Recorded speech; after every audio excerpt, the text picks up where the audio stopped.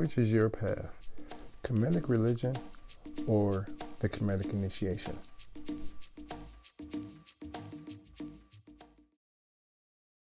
That's Boo Fam. Peace and blessing. This is Derric Rau Khu more. And like I said, we want to talk about which is your Kemetic path. Is it Kemetic religion or is it Kemetic initiation? All right. Now, part of the reason for doing this video is that I had received a message here recently from an individual who watched one of the videos that was done talking about the declarations of Ma'at, or the 42, principles or 42 laws of Ma'at. And it was quite obvious they didn't like my opinion about it. But I think it was really because I don't think they saw all the other videos. And this individual, like I said, when they sent this message and everything, they weren't upset. Let me rephrase that. They were upset, but they didn't use any obscenities or any of that kind of stuff. But you can definitely tell that they was frustrated about what was going on, what was being said and everything. So I wanted to go ahead and it was brought to my attention, we need to clarify. We need to clarify what we mean by that. And that's the whole purpose of this video, okay? Now, before we begin about talking about Kemetic religion and Kemetic initiation, the whole deal, let me explain to you how religion, how it comes about, okay? And I'm gonna give you a generalization of how all this begins, all right?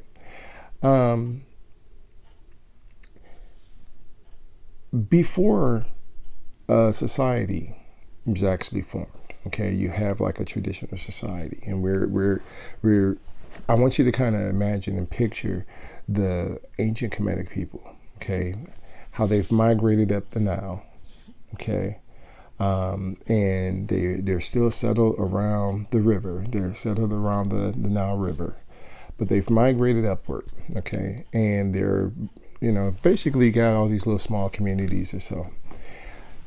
Anyway, you have an individual. This is before we're talking about an established Kemetic society. Before we have a established Kemetic civilization, you have basically these, these tribal groups. Amongst these tribal groups, there are individuals, and I'm gonna use a generalized term, so that we all kind of basically get an understanding of what this path is and what it is that we deal with here on the Land of Cam channel. Okay. So you have these tribal groups. They're, like I said, imagine these tribal groups, they're migrating upward, towards, like I said, alongside the Nile. And there's this individual, okay, you have these individuals, basically, these tribal groups, they're migrating upward. And you have the society is basically, or this community for the most part, they're hunters and gatherers. And you have, from one perspective, individuals who are looking at things based upon a survival perspective. It's strictly about survival, okay? On the other perspective, okay, the other side of the side of the picture, you have individuals who are looking at it from, they're trying to go ahead and survive, but they're looking at it from more of I would say more of a spiritual perspective. Okay, so they're trying to interpret what's going on, this whole thing. All right, and amongst this small group, okay, you end up having basically an individual or individuals whom are called shamans. And a shaman basically is an individual who is born, okay, who's born to walk both worlds, all right? And what I mean by both worlds, I'm talking about the physical and spiritual world. Now,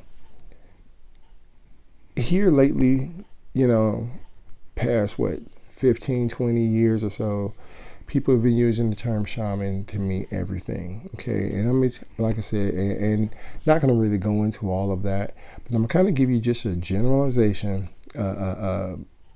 of what really shamans basically deal with, okay? A shaman, for the most part, is an ancient scientist.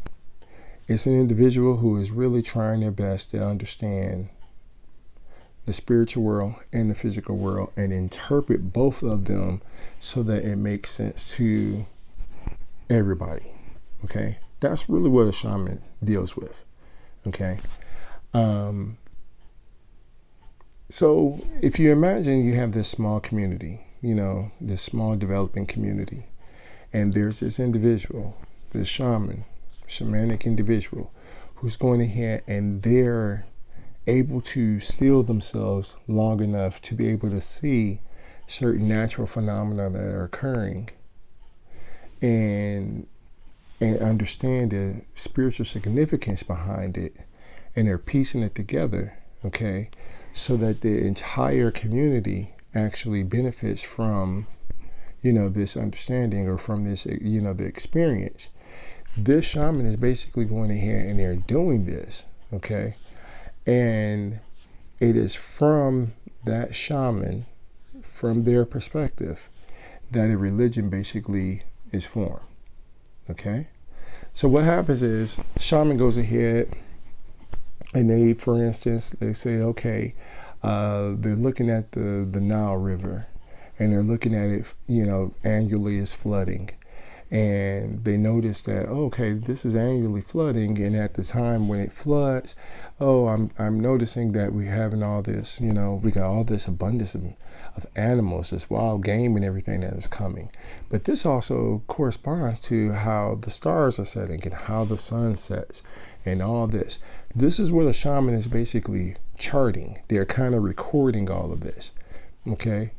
And after they record all of this, and they report it back in a form that everybody can understand, this basically, like I said, this becomes, in one sense, it becomes religion.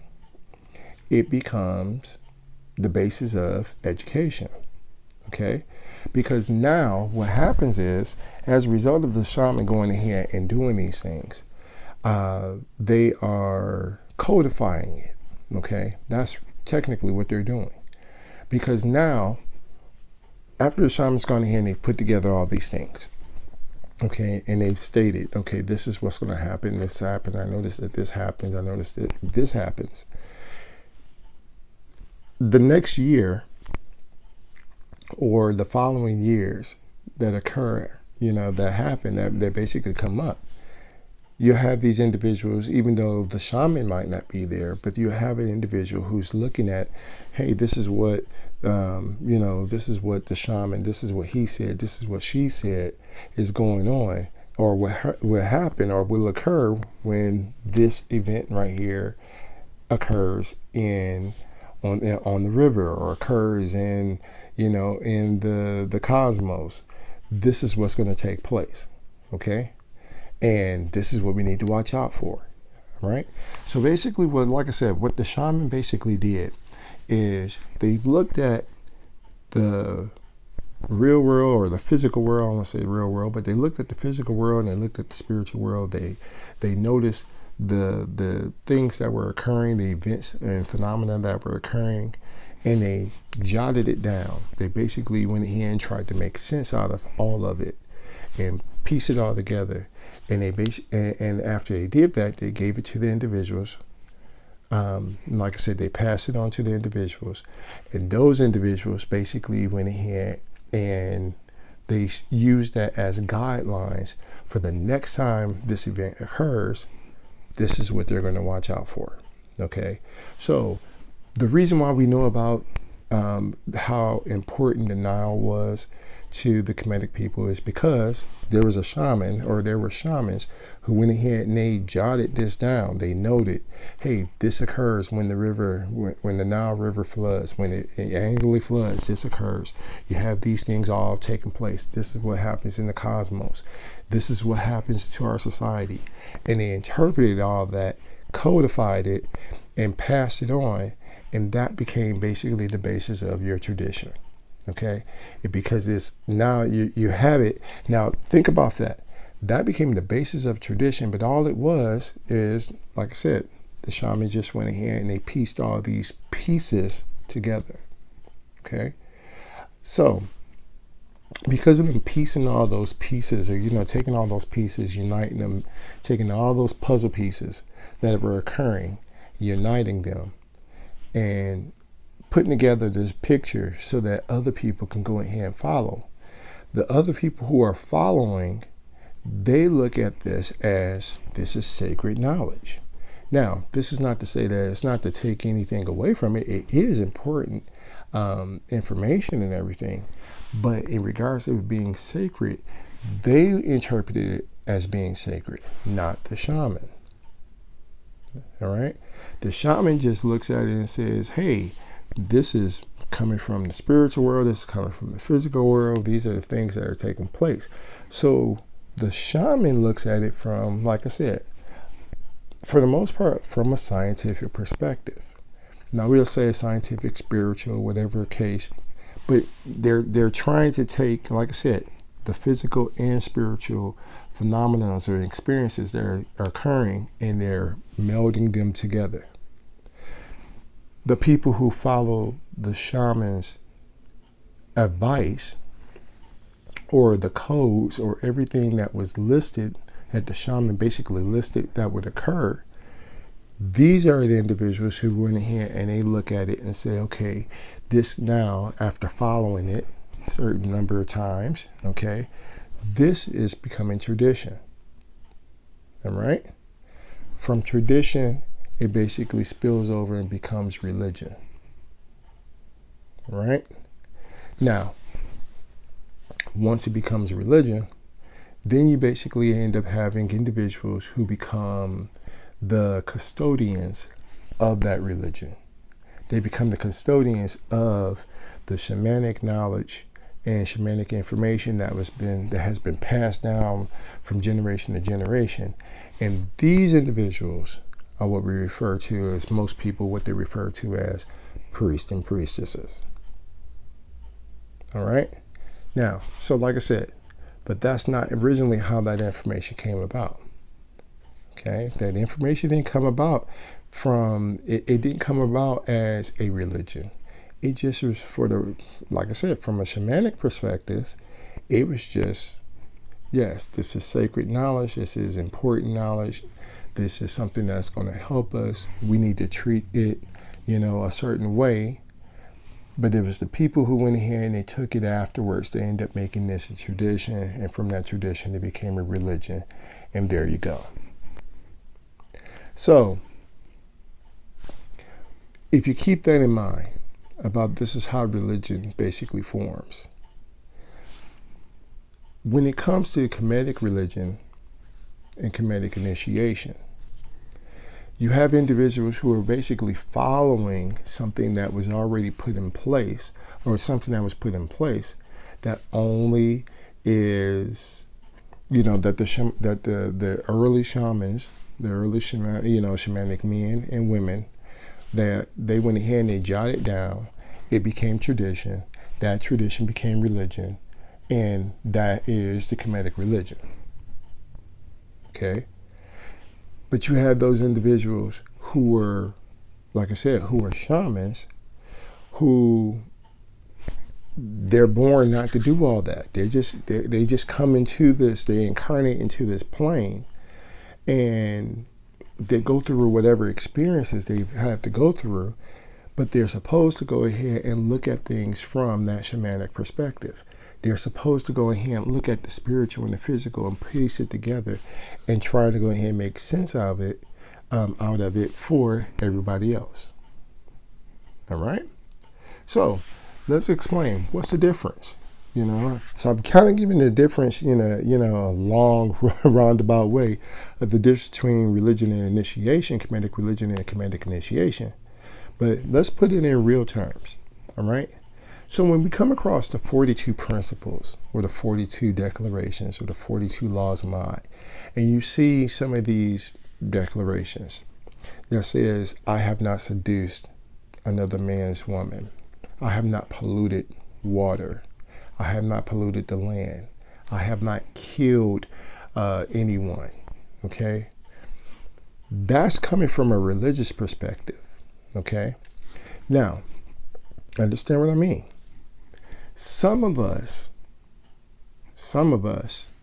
we need that religion. We need that structure. We need we need someone or something to make us feel connected and dictating to us, this is what you should not do. This is what you should not do. Okay? Those are the codes that, like I said, a previous shaman went ahead and wrote down, that has become tradition, which has spilled over and become religion. And this is something that some people, like I said, some people need. Now, I'm not trying to belittle anybody or anything when I'm saying this, but like I said, there are some people who need that. And once upon a time when I looked upon it, that's how I was. I needed to see this, okay? And that's how I was able to go in here and start on the Kemetic path. Okay, let's put it like that. And I understand it, and for the most part, there are individuals who are actually using that. Okay, and let me give you, some word of advice of how to use the declarations. You need to start off in the morning, reciting those, saying, I will not do, or I have not done this or so.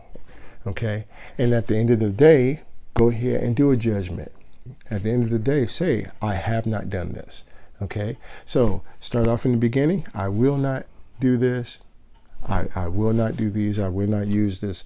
Like I said, whatever the principle or the declaration that you're choosing, start off reciting all those 42 declarations, saying what you will not do. And at the end of the day, then you can go ahead and you can say, if you're successful with it, I have not done this. Okay. And program yourself that way. Okay. For those individuals who need that, this is what you have to do. This is what you need to do. Okay. This will help you, and it will help you establish a relationship and understanding what the Kemetic spirituality deals with. Okay. Now, that being said, and like I said, not trying to belittle anybody or throw any shade or anybody, because like I said, we all got to start somewhere. Okay. So those of us who are on the religious path, that's your, for the most part, that's your homework. Okay. That's what you have to start and what you have to work on.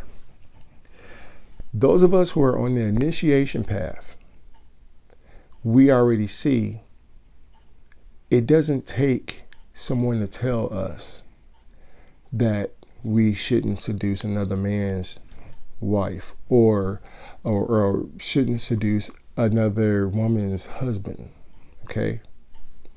We automatically, there's something within us that tells us there's something ethically and immoral about doing anything like that. So we wouldn't do that.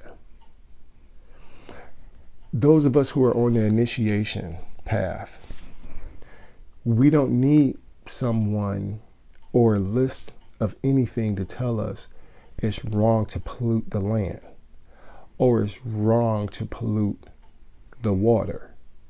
We don't need that. And I'm trying to get you to understand that we don't need this, mainly because somewhere within either previous lifetime or even this lifetime, we have already established a relationship with the principles of Ma'a and the nature Ma'at. Okay? All right? So let me go back. Let me put some, like I said, let me clarify. Those of us who are on, or those individuals who are on the Kemetic religious path, are trying to establish a relationship with Ma'at. Those of us who are on the initiation path, you already have a relationship with Ma'at. You just have to we just have to develop that relationship. Okay. Now, how do I know that we're on this? How do you know if you're on this initiation path and you're in the process of, trying to develop a relationship with Ma'at? Real simple. Some simple things. Okay. one of the things which I notice is that I'll go out and I'll throw the garbage away, for instance. Let's say I'll throw the garbage away.